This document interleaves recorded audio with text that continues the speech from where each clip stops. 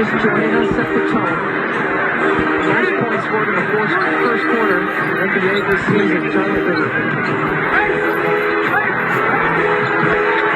starter's still in here for the Hornets.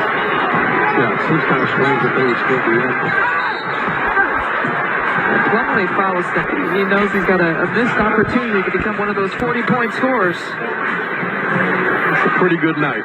You know, when you're averaging 20, and over the last 9, your average has actually gone down to just 15 points per game over the last 9. This is one of those games where, okay, 40 would have for sure felt a little bit better for him, but to get 39, to get rhythm, he was making some magic happen. He was making shots all over. So as far as kind of getting off the schneid of the averaging 15 the last 9, 39 will do that for a guy. Absolutely. We've talked about the positives. A.J. Green, a new career high, by the way. 13 points. He's got 3 3-point makes. And the Bucks as a team have 19. It's a new season high tonight. Yeah, the 19 threes, it is a bright spot.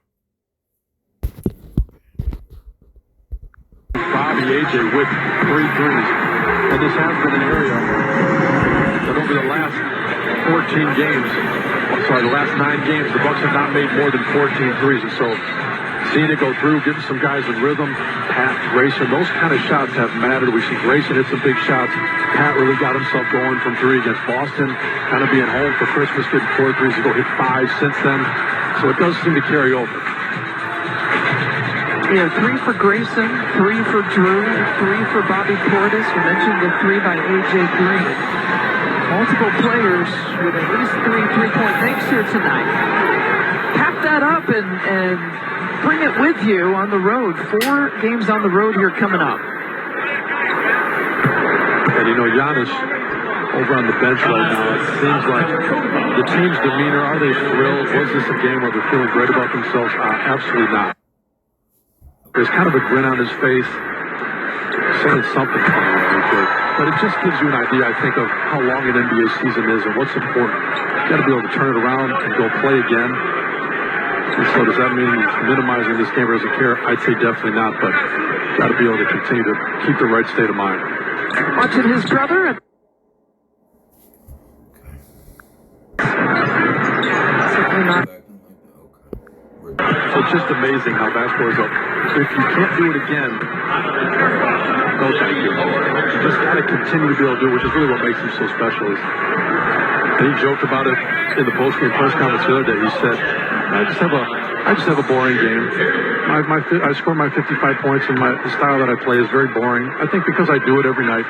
There's some truth to that. You spoil the people. You give them 40 and 50-point games, and it seems like you should be able to do that. But then a night like tonight reminds you, when you see something like that, it's pretty special. Interesting to hear the words of that man, Steve Clifford, when he's coached against Giannis.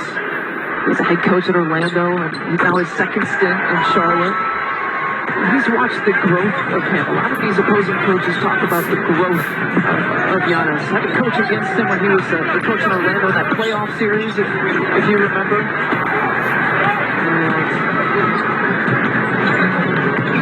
Just the elevation. He was ready. He had his team ready defensively to take on that challenge tonight. He definitely did. You know, he's got a guy on his roster that has grown quite a bit under him and will continue to, LaMelo Ball. J.T. Thor knocks down a 3-pointer.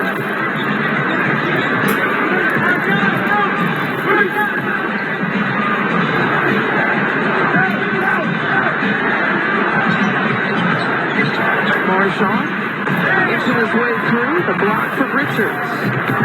That certainly looked like a goal. Getting up, but his block went right into the hands of Thor, who goes back-to-back from distance. That was a nice-looking block, though, Jordan. It was a nice block, but J.T. Thor knocked him the 3. That's the 4th straight game that he's knocked down the 3. He's just a 22% 3-point shooter, but for some reason these last 4 games, he's looking like he belongs out on the perimeter.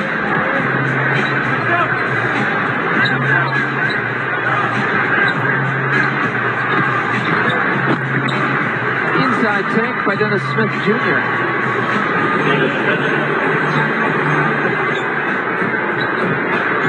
And shot clock still in play. So there have been some really good wins here this season. There's been some lopsided losses, though, as well. George Hill from distance. At least I would have to say the good news, I guess, is that Hornets did not maintain the 51 points per quarter. They did not score 204 points.